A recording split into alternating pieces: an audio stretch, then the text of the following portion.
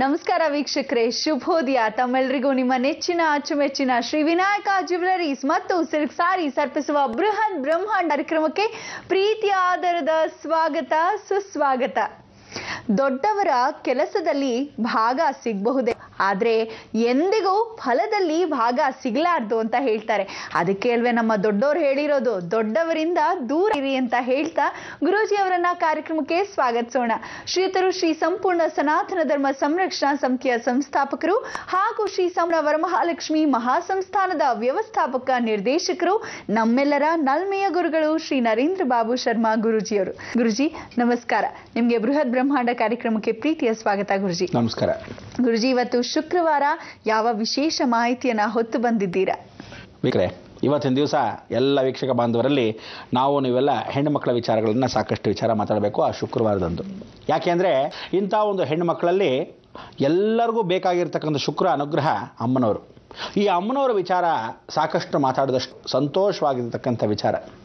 ಇವತ್ತು ಅಷ್ಟಮಿ ಅಂತೀವಿ, ಆಶ್ಲೇಷ ನಕ್ಷತ್ರ ಅಂತೀವಿ. ಅಷ್ಟಮಿ ಆಶ್ಲೇಷ ನಕ್ಷತ್ರ ಬಿದ್ದಾಗ, ಆಶ್ಲೇಷ ನಕ್ಷತ್ರ ಸರ್ಪದ್ದು ಅಷ್ಟಮಿ ದಿವಸ ಪಾರ್ವತಿ ದೇವಿದು. ಅದಕ್ಕೆ ಇವತ್ತು ಅಷ್ಟಮಿ. ನಾವು ಕೃಷ್ಣ ಪರಮಾತ್ಮನ ಹಬ್ಬದ ವಾತಾವರಣದ ನಂತರ ಆಶ್ಲೇಷ ನಕ್ಷತ್ರ ಬಿದ್ದಾಗ ವಿಷಜಂತು ಕೃಷ್ಣ ವಿಷವನ್ನ ಯಾವ ಕಾಲಕ್ಕೂ ಕಕ್ಕಿರುತ್ತಂತ ಎಲ್ಲಾ ಜನಗಳನ್ನು ಸಾಯಿಸ್ತಾ ಬಂದ, ಹೌದಾ?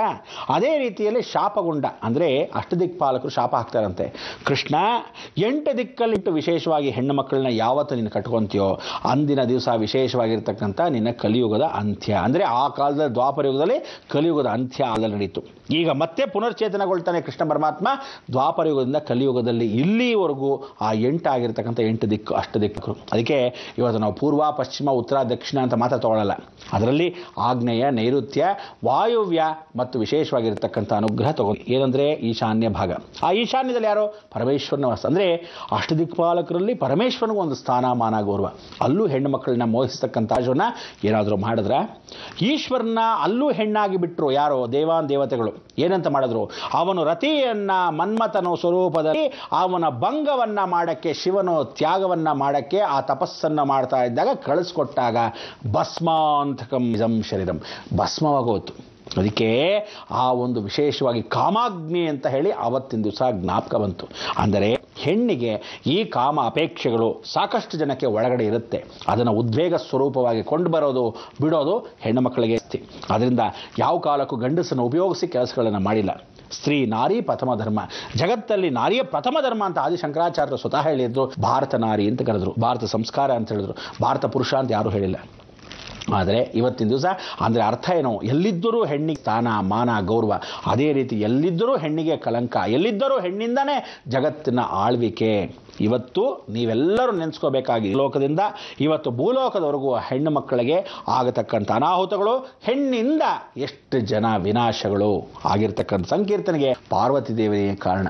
ಇದು ಶಾಪ. ಆ ಪಾರ್ವತಿ ದೇವಿಯ ಸ್ಮರಣೆಯನ್ನ, ಪಾರ್ವತಿ ದೇವಿಯ ಕಥೆಯನ್ನ ನೀವು ಕೇಳಬೇಕು. ಇದೇ ಜೀವನಾಂಶ. ಯಾಕೆ ಅಂದರೆ ಆ ಪಾರ್ವತಿ ದೇವಿ ಇವತ್ತಿಗೂ ಬೆಟ್ಟದ ಮೇಲೆ ಕೂತಿಯಾಳೆ. ಇದೇ ಕರ್ನಾಟಕದ ಭಾಗದಲ್ಲಿ ವಿಶೇಷವಾಗಿ ಆ ಬೆಟ್ಟದ ಮೇಲಕ್ಕಂಥ ಜಗನ್ಮಾತೆ 6 ಗಂಟೆಯ ನಂತರ ವಿಶೇಷವಾಗಿ ಸಪ್ತಮಾತ್ರಿಕಾ ಜನ್ಮದಲ್ಲಿ ಕೂತ್ಕೊಂತಾಳೆ. ಎಲ್ಲ ಹೆಣ್ಣು ಮಕ್ಕಳಿಗೆ ಆ ಮೋಹ ಮಾಯೆನ ಕಳಿಸ್ತಾ ಹೋಗ್ತಾಳಂತೆ. ಇದು ಅವಳ ಲೀಲೆಗಳು. ಅಂದರೆ ಪರಮಾತ್ಮ ಹುಟ್ಟಿಸಿದಾಗ ಲಾಖಂಡಕಿ ಅವನು ಏನನ್ನ ಮಾಡ್ತಾನೆ, ಮೋಹ ಮಾಯೆ ತಲೆಯನ್ನ ಹೇಗೆ ಕೆಡಿಸ್ತಾನೆ ಅನ್ನೋದು ನೋಡ್ತೀವಲ್ಲ, ಹಾಗೆ ದೇವಿ ತನ್ನ ಅಂಶವನ್ನು ಕಳಿಸ್ತಾಳೆ, ಮಾಯೆ. ಅದಕ್ಕೆ ಜಗನ್ಮೋಹಿನಿ, ಜಗನ್ಮಾಯೆ ಅಂತ ಕರೀತಾರೆ. ಮಹಾವಿಷ್ಣುವನ್ನು ಬಿಟ್ಟಿಲ್ವಂತೆ ಹೆಣ್ಣಿನ ರೂಪದಲ್ಲಿ. ಮಹಾವಿಷ್ಣು ನಾನು ನಿನ್ನಲ್ಲಿ ಆವರಿಸ್ಕೊತೀನಿ ಅಂತ ಹೇಳಿದಾಗ ಆ ತಂಗಿ ಆಗಿರ್ತಕ್ಕಂಥ ದುರ್ಗೆ ವಿಷ್ಣುನೇ ಮಾಯಾಗಿ ಮಾಡಿ ಹೆಣ್ಣಾಗಿ ಕಳಿಸಿ ರಾಕ್ಷಸರಿಗೆ ಅಲ್ಲಿ ಹೆಣ್ಣಿನ ರೂಪದಲ್ಲಿ ಗಂಡಸರ ಕಳಿಸ್ಬೋದಾಗಿತ್ತಲ್ಲ, ಅಲ್ಲೂ ಸಹ ಅಮೃತವನ್ನು ಹಾಕಬೇಕಾದ್ರೆ ಅವಳನ್ನ ಮೋಹಿನಿಯಾಗಿ ಕಳಿಸ್ಕೊಟ್ರು. ನಿಜಕ್ಕೂ ಸಾರ್ಥಕತೆ ಈ ಪಾರ್ವತಿ ಕತೆ. ಈ ಪಾರ್ವತಿ ಕಥೆಯಲ್ಲಿ ಶ್ರವಣಾಂಶದಲ್ಲಿ ನಾವು ಎಲ್ಲವನ್ನು ಬಹಳ ಚೆನ್ನಾಗಿ ಸ್ಮರಣೆ ಮಾಡ್ಕೋಬೇಕಾದ ದಿನ. ಮತ್ತಷ್ಟು ವಿಚಾರ ಏನು ಅಂದರೆ ಇವತ್ತು ಸೌಂದರ್ಯ ಲಹರಿ, ಮಂಗಳವಾರ ಶುಕ್ರವಾರ ಸೌಂದರ್ಯ ಲಹರಿ. ಆ ವಿಚಾರವನ್ನು ಮಾತಾಡಬೇಕು. ಸಾಕಷ್ಟು ವಿಚಾರಗಳಿದೆ, ಆದರೂ ಸಹ ಎಷ್ಟು ಮಟ್ಟಿಗೆ ಜ್ಞಾಪಕ ಬರುತ್ತೆ, ಎಷ್ಟು ವಿಚಾರವನ್ನು ಮಾಡ್ತೀವಿ. ನಿಮಗೆ ಬಿಟ್ಟಿರತಕ್ಕಂಥ ವಿಚಾರ ಆ ದೇವಿಯ ಅಂಶ.